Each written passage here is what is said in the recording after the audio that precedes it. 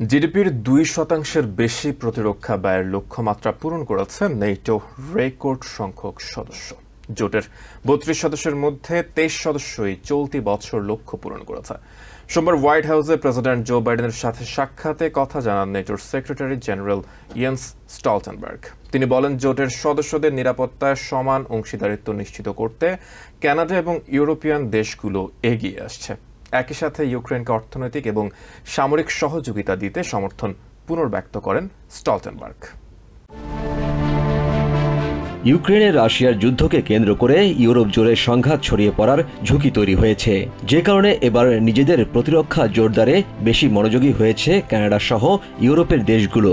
চলতি বছর এই অঞ্চলের দেশগুলো তাদের প্রতিরক্ষা ব্যয় 18% বাড়িয়েছে।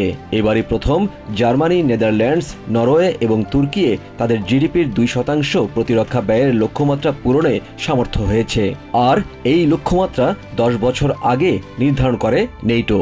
NATO allies are this year increasing defense spending. President বাইডেনের সঙ্গে সাক্ষাতে নেটোর সেক্রেটারি জেনারেল ইয়েন্স স্টলটেনবার্গ জানান, চলতি বছর নেটো জোটের 23টি দেশ প্রতিরক্ষা ব্যয় হিসেবে জিডিপির 2% লক্ষ্যমাত্রা পূরণে সক্ষম হয়েছে। 23 allies are going to spend 2% of GDP or more. প্রতিরক্ষা ব্যয়ের লক্ষ্যমাত্রা পূরণের ক্ষেত্রে এই সংখ্যা 4 বছরের মধ্যে প্রায় দ্বিগুণ বেড়েছে।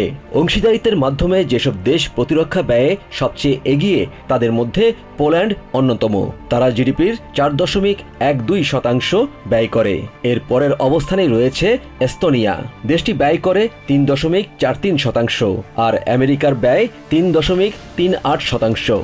নেটো প্রধান জানান, জোটের দেশগুলো তাদের ব্যয়ের সিংহভাগই খরচ করে আমেরিকা থেকে অস্ত্র ও প্রতিরক্ষা সরঞ্জাম কিনতে, যে কারণে নেটো আমেরিকায় নিরাপত্তার পাশাপাশি কর্মসংস্থানের সুযোগ তৈরি করছে বলেও দাবি করেন স্টলটেনবার্গ।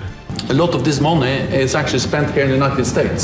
এছাড়া রাশিয়ার বিরুদ্ধে যুদ্ধে ইউক্রেনকে পূর্ণ সমর্থন জানিয়ে স্টলটেনবার্গ বলেন, ইউক্রেনের নিরাপত্তা এবং প্রশিক্ষণে নেটো নেতৃত্ব দিবে। পাশাপাশি আমেরিকার উপর চাপ কমাতে ইউক্রেনকে আর্থিক ও সামরিক সহযোগিতা দিতে নেটো জোট প্রস্তুত বলেও জানান সংস্থাটির প্রধান। Step up financial and military support to Ukraine. Yusuf Khaled, TVN 24 news desk.